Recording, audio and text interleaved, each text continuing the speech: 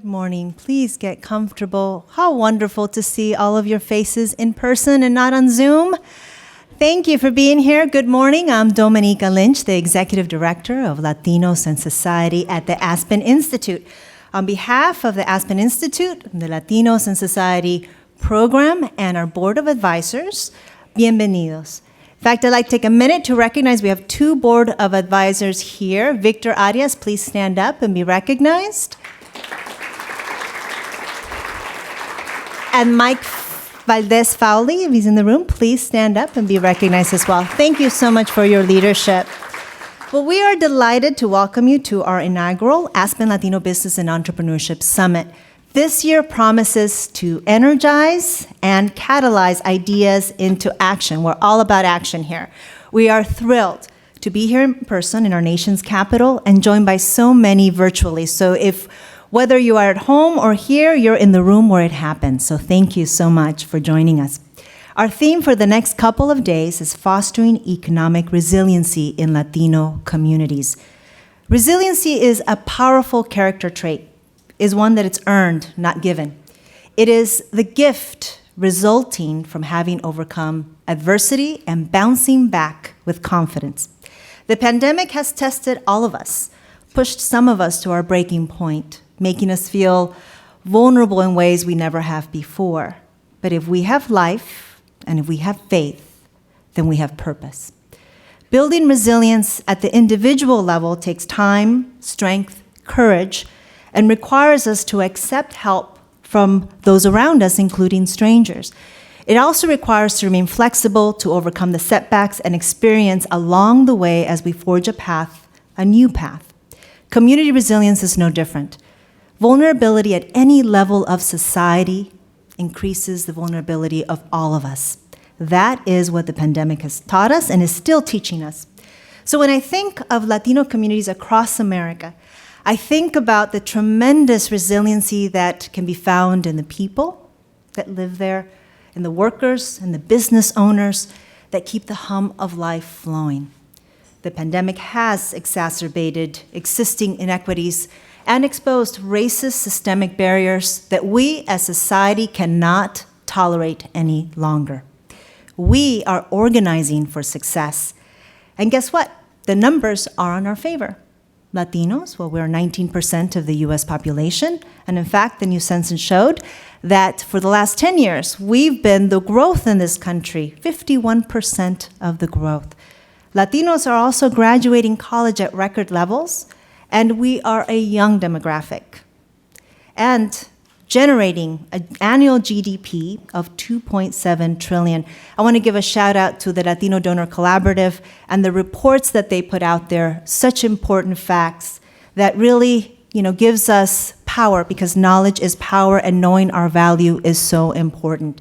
I was thrilled to hear Secretary Yellen earlier this year say, in a speech to the U.S. Hispanic Chamber of Commerce, and I'm delighted that Ramiro Cavazos is here, that Latino businesses are the engine of the American economy and the key to the U.S. economic recovery.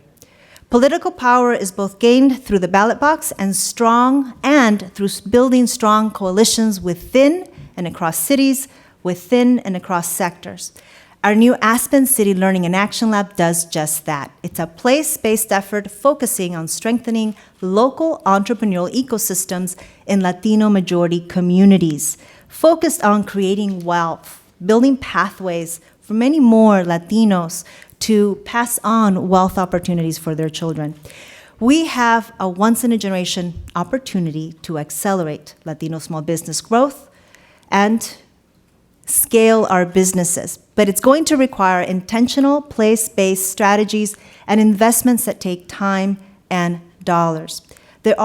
We have to tackle together systemic barriers keeping our small businesses from accessing the much-needed capital and the resources to grow them. So if we are going to think out of the box, then we have to think and amass our power in a way that is multidimensional and multi-sectorial.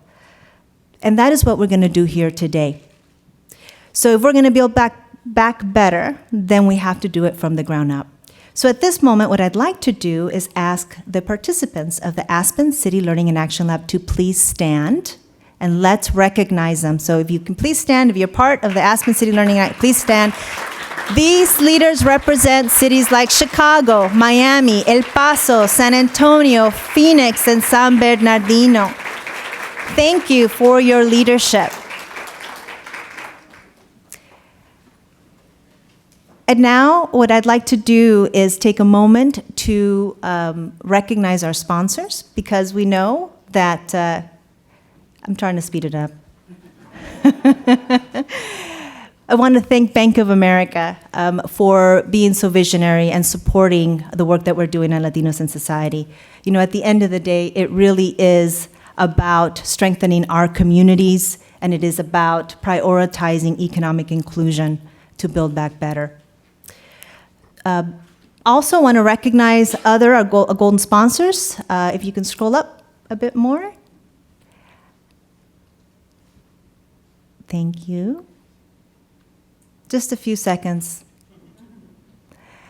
All right, so I want to recognize Google.org, the Illinois Hispanic Chamber of Commerce, the Greater Phoenix Leadership, Kauffman Foundation, Edison, and Comcast. Without their support, we couldn't do this work. So I'm really, really excited to be able to partner with them. More excited, though, I am, is to be able to hear from our SBA Administrator, the Honorable Isabella Casillas Guzman. We are just thrilled of the work that she's doing and really how she's deploying capital to the communities that need it the most. It is now my pleasure to introduce, thank you. It's my pleasure to introduce the CEO of the Aspen Institute. He is one of the main reasons why I took this role, because, you know, if you have leadership at the top that supports initiatives like the ones that we are trying to implement, then you know that we're going to be successful. Dan Porterfield has been recognized as a visionary strategist, a transformational leader, a devoted educator, and a passionate advocate for justice and opportunity. He has also had a long engagement with the Latino community. He is the founder of the Georgetown University community program there that is now 35 years that helps strengthen the relationship between hundreds of newly arrived immigrant families, helping them learn English and integrating into society here, and making sure that the families have support as their children go to DC public schools. Most recently, he developed the Next Generation Strategy, which led to the tripling of the enrollment of Latino students at Franklin Marshall College, where he was president there. Yes, let's give him a round of applause. Dan Porterfield. Thank you,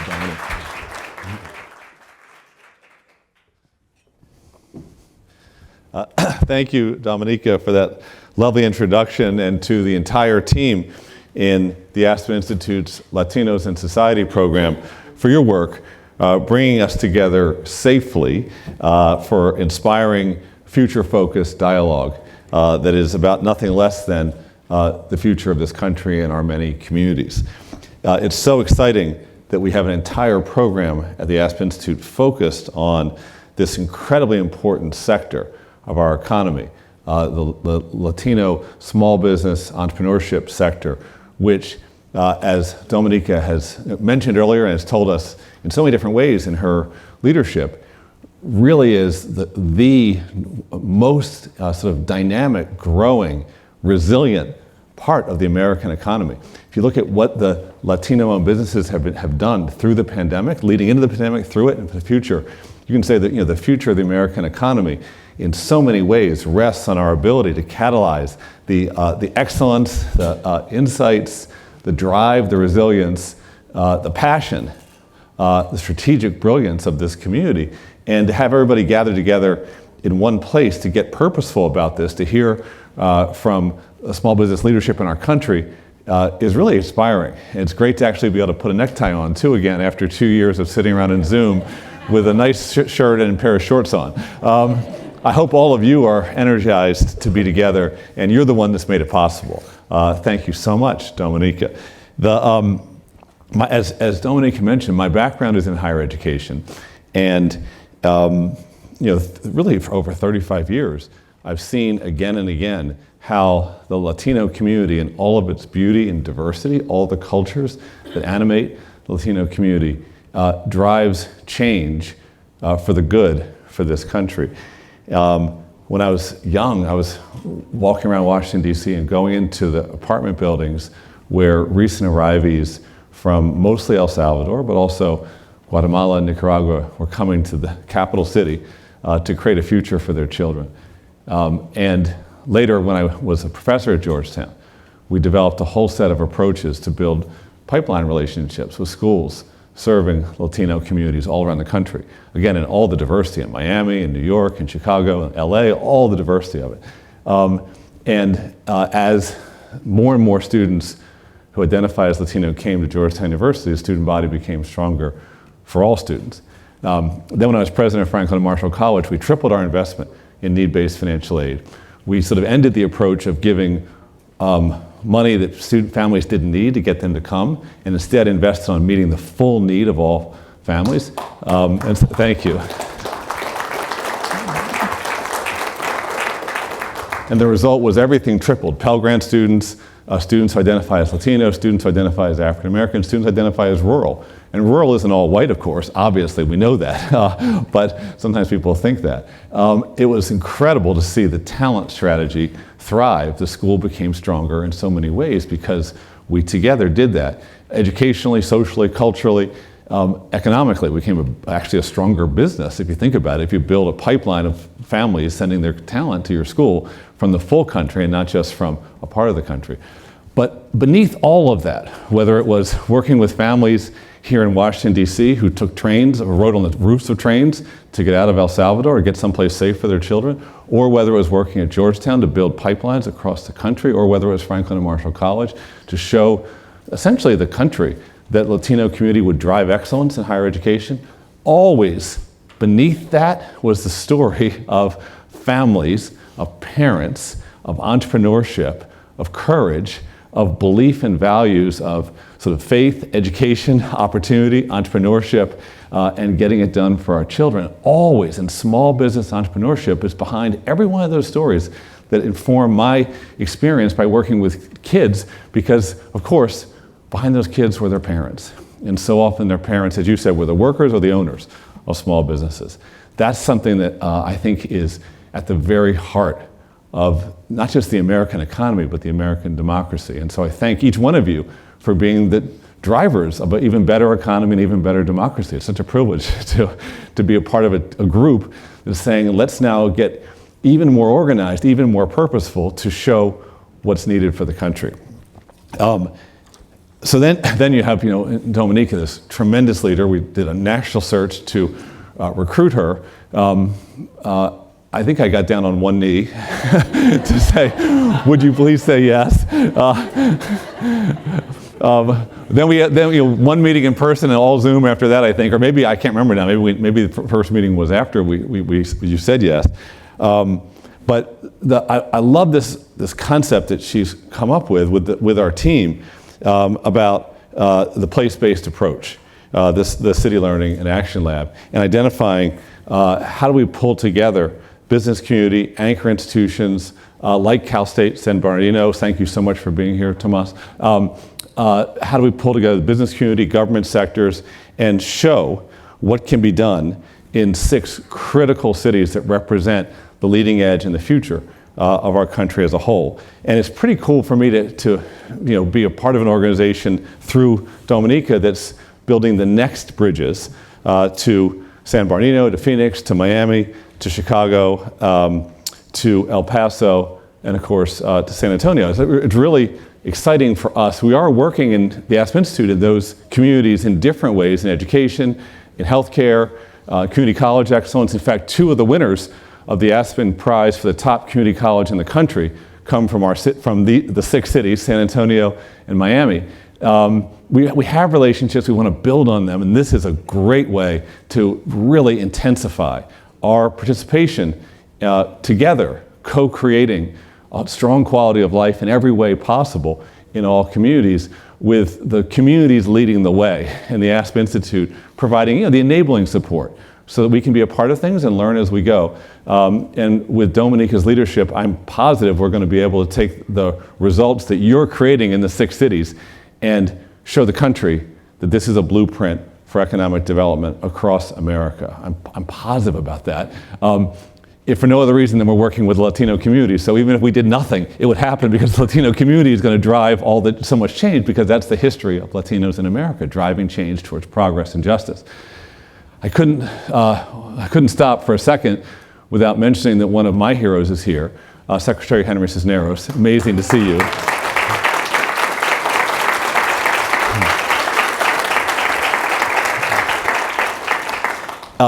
He's thinking about this, that pluralism and inclusion in the economy and in political life are 2 sides of the same coin, and that when you develop both sides of that coin, what you get to is a more perfect union. And so it's incredible to have you here today.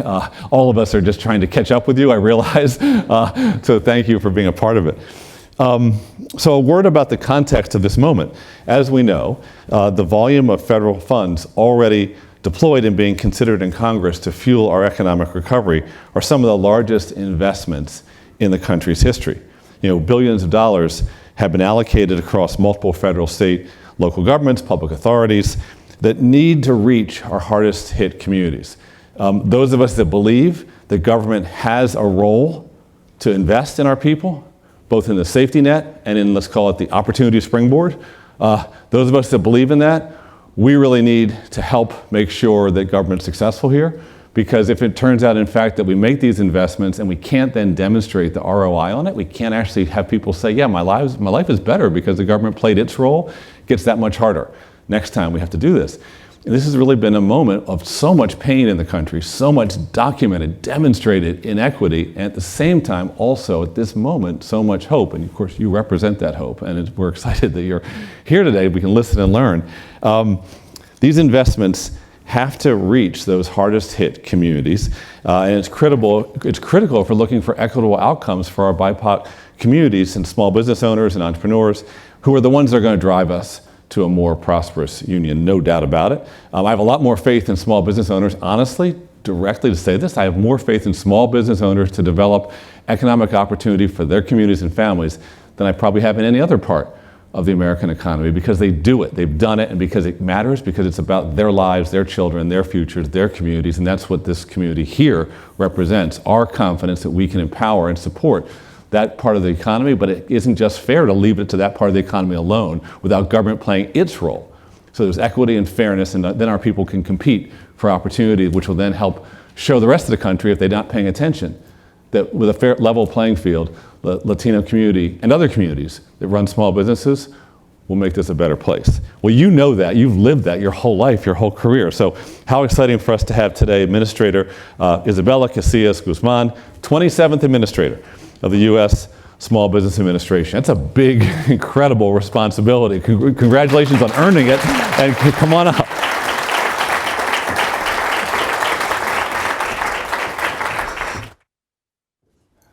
Thank you so much.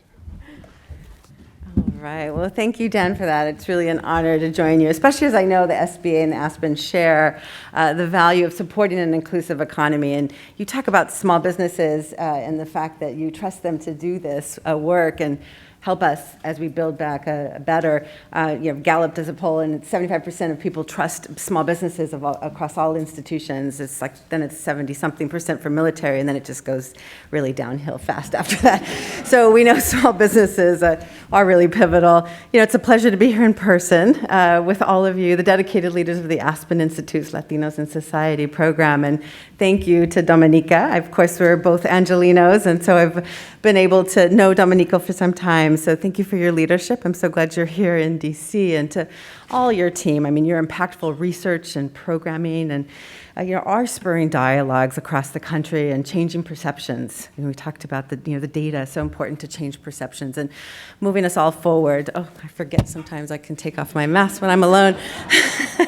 To really a more equitable, just, and dynamic economy. So thank you all for your work.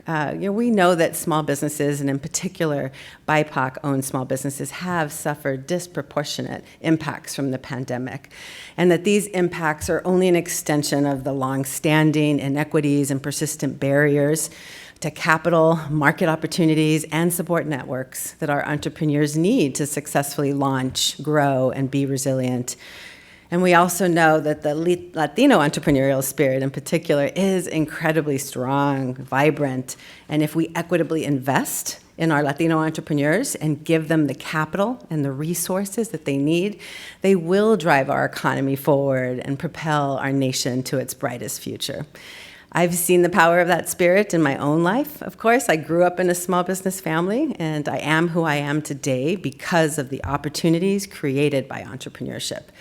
And I've been an entrepreneur and operator myself, learning firsthand the challenges, those barriers that we talk about, and the rewards that small businesses and solopreneurs face.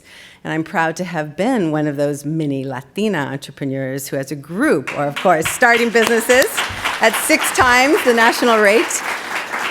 You know, I've leveraged that experience to support other founders as well, and had the pleasure of working with some great entrepreneurs in all sorts of sectors. And I've also served in the state of California and federal policy roles, really advocating and for supporting small businesses so they can pursue this American dream of business ownership. And it is all those personal experiences that carry my work forward in this critical moment as I lead the SBA and proudly serve as a member of President Biden's cabinet, the most diverse in history, and his economic team.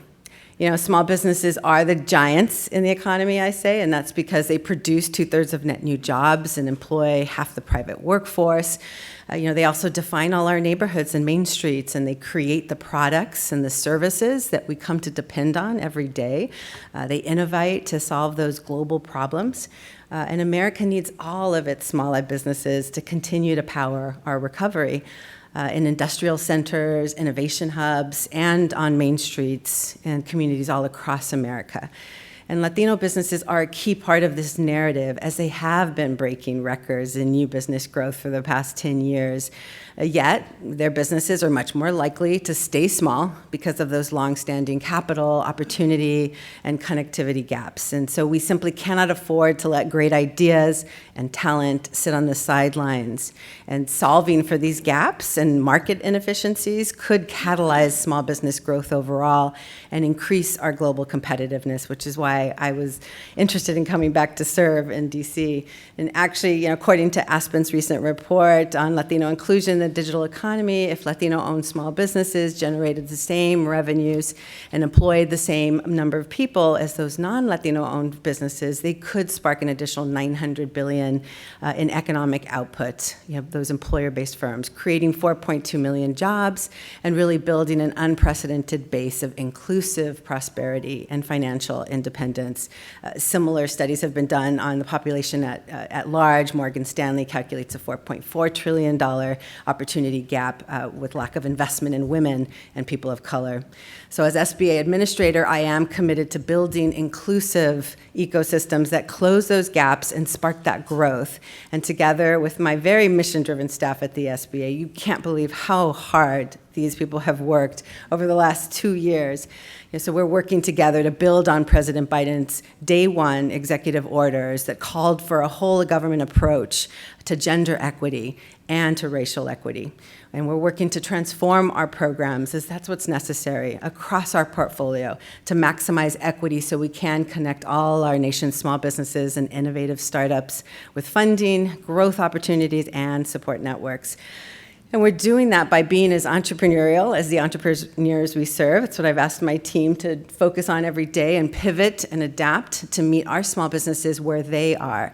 You know, over the course of the pandemic, the SBA scaled from an agency outputting about $40 billion a year in grants and investments to disperse more than $1.1 trillion in relief, helping millions of small businesses weather those shutdowns that we all heard they were experiencing with struggling to retain employees and keep their payroll going and pivoting to survive, adopting technology. And since March, when I took over at the SBA, we've launched 6 new programs at scale, nationally, inclusive, and revamped another 6. And so all designed and implemented with a technology-forward, customer-first, and equitable focus. And just as small businesses constantly adapt to meet their customers' needs, we are engaging with stakeholders and adapting our program design and outreach to meet their needs and meet their constituencies where they are. And just as small businesses adopted technology at highest rates during COVID, we are leveraging automation across our processes and AI, machine learning, to truly bring the SBA into the digital age, especially when it comes to financial technology. And we've seen some pretty remarkable results to date. After many underserved entrepreneurs were left out of the first round of the Paycheck Protection Program, the Biden-Harris administration stepped in with bold reforms as soon as we took over. And as a result, in 2021, in total, 96% of our PPP loans went to businesses that were 20 employees and under. That's great, yes, big turnaround. And that was it also resulted in the first time the GAO has given us a positive report that our reforms actually helped close those gaps, expanding equity and securing more COVID lifelines in those historically underserved, left behind communities. So we're very proud of that. And now we're helping deliver on the promise of forgiveness to our PPP borrowers. I think that's half the puzzle when it came to PPP and its impact. And we've already sent close to $580 billion back to work in the economy of the nearly $800 billion in PPP in total. We launched a streamlined, tech-forward online forgiveness portal to rush relief to the 6.5 million small businesses who took out $150,000 or less. We wanted to make sure that we reached those businesses with something simple that they could use. And so far, more than 60% of our more than a million applications so far have used a mobile device to complete the simple 10-minute process, proving that the SBA can use technology and automation to simplify processes and ensure that we are delivering funds into those businesses that it was intended to serve. We've relaunched our COVID Economic Injury Disaster Loan, or EIDL, worst name ever, you don't want to idle your funds, but increasing lending limits to $2 million, providing for 24 months of deferment, and allowing for flexible use of funds, finally, to include paying down debt. And additionally, we've made incredible strides in our customer service capacity and our loan processing of this really highly popular patient capital product. It's 30 years, 3.75%, 2 years deferred. We've scaled accelerating daily processing of loan applications from 2,000 a day to 37,000, allowing us to clear a 600,000 loan backlog, which in communities was really impacting so many small businesses. In total, throughout COVID EIDL in particular has supported $284 billion in lending to over 3.8 million businesses. And with the American Rescue Plan, we've helped deploy $5.8 billion in targeted and supplemental EIDL advance grants. These are $10,000 and $5,000 grants to very low income, higher impacted small businesses, and $28.6 billion in our very popular Restaurant Revitalization Fund to over 100,000 food and beverage businesses. We're very proud that $18 billion of that went to the underserved communities that Congress targeted: women, veterans, and socially economically disadvantaged. Great program that was put out in record time with a simple tech solution again. In 11, we leveraged DocuSign and used point-of-sale vendors, creating an API so that we could use data where small businesses already had it. As well, we've put out the $11.8 billion to date on the Shuttered Venues Operator Grant Program. And those venues spur economic activity across our nation. So empowering them to be able to reopen safely, it was really critical. And we've done all this with expanded distribution networks, innovative tech partnerships, new mobile interfaces, and a commitment to the most simple, efficient designs that prioritize getting funds into the hands of the businesses that need our services. And we're just getting started. We know we have to close those capital and opportunity gaps that are holding too many entrepreneurs back, and the SBA has a unique role there. Consider some of the key indicators. At least 83% of entrepreneurs do not access bank loans or venture capital when launching or buying a business, according to the Kauffman Foundation. And over the last 10 years, the number of small business contractors in the federal supply chain has declined by 60%. The President's proposed Build Back Better agenda will help us do even more to increase access to opportunities by building equity in government procurement. And I'm so happy that Bibi Hidalgo, my Associate Administrator for Government Contracting and Business Development, will be here with you later today to detail some of that. We've been working really diligently with our key spending agencies, my colleagues, to make sure that we can make progress.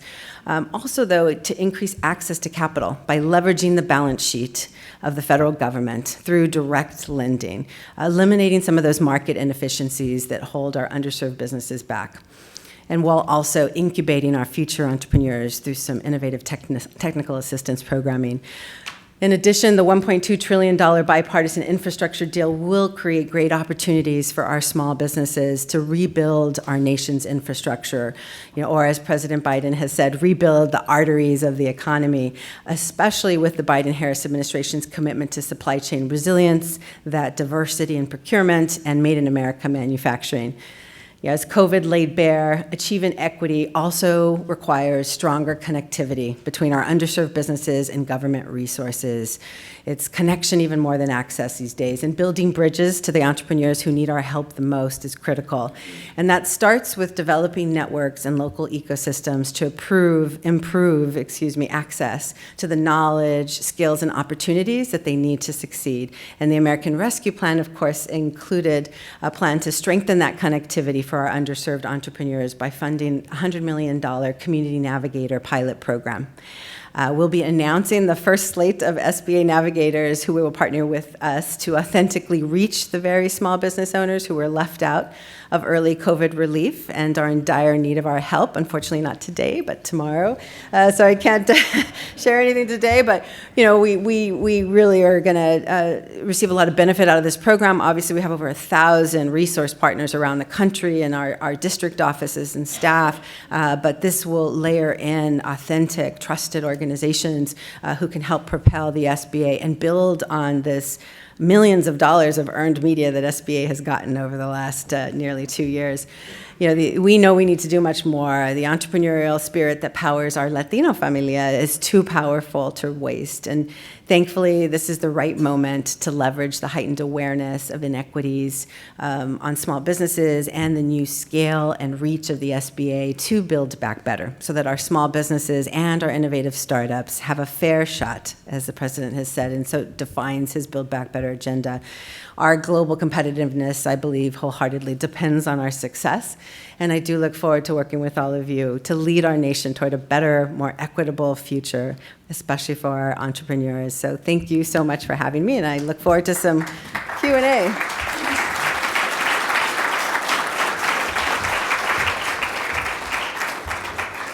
Okay.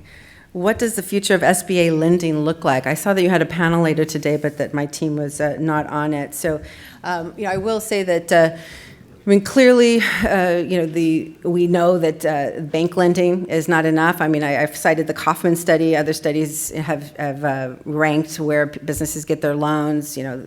Maybe it's as high as 43% of businesses get them from banks, but more and more our businesses, especially our BIPOC businesses, are going online.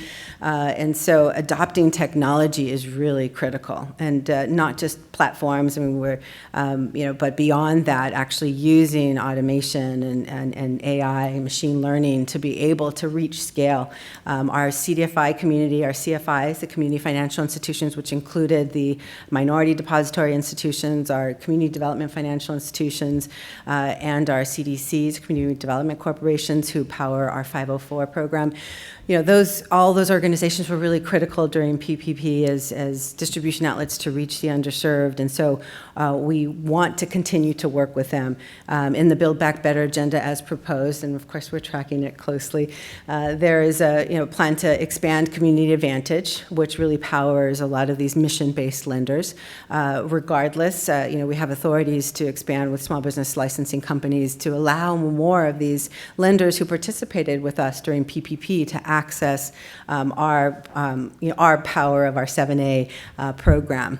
We went from just over 1,000, it's anywhere from 1,000 to 2,000 lenders typically with SBA to over 5,000 PPP lenders. And so we want to retain those lenders and make sure that they can leverage the federal government's balance sheet.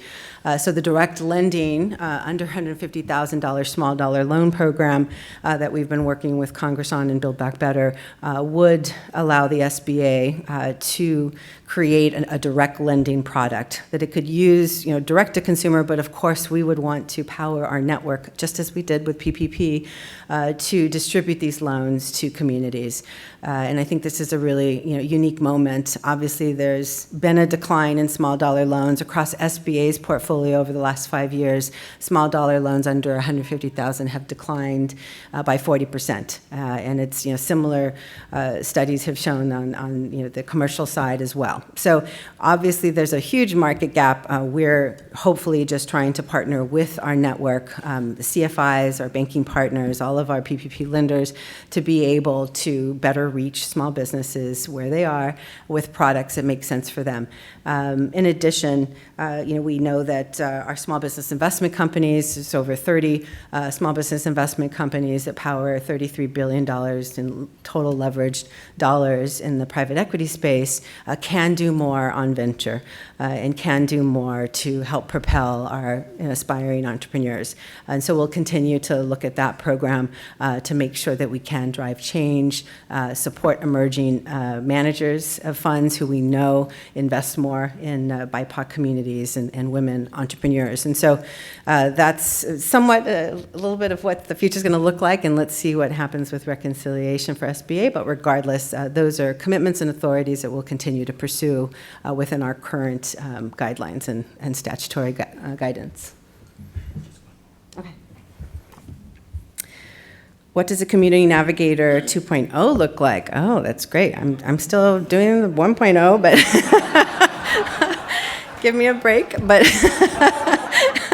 I think it's. I enjoyed my work in California with our resource partner network because California matches all federal funds for networks, and so the SBDCs, on Commerce's side, the MBDAs and the manufacturing extension partnerships, et cetera. So all of them. And it gave me a unique opportunity to see what you could do to power networks for more inclusive ecosystems, and I was just getting started there. But I think that at the SBA we have a really unique opportunity to layer on support and content to communities through trusted networks. We do need to build bridges. Even as I travel, I hear from women and people of color that they weren't sure if they even wanted the PPP. They didn't believe that we were going to forgive it, or just all these concerns about working with the government, giving us their information. Of course, the Biden administration changed it to assure I-10 holders that they could apply for PPP, but there's always challenges, and we need these trusted local networks and regional and national players to be able to authenticate the SBA and communities and make sure that they're tracking successes as well. So as we build up, this 2-year term for our first slate of community navigators, we hope to prove out that with that layered support, the navigators, like promotoras for business, are definitely going to add value. Then, we'll start to evaluate what 2.0 will look like. But I hope that there will be a 2.0. I hope that we can make an impact and better connect communities so that they can tap into resources through government. Thank you so much. It's been a pleasure to be here.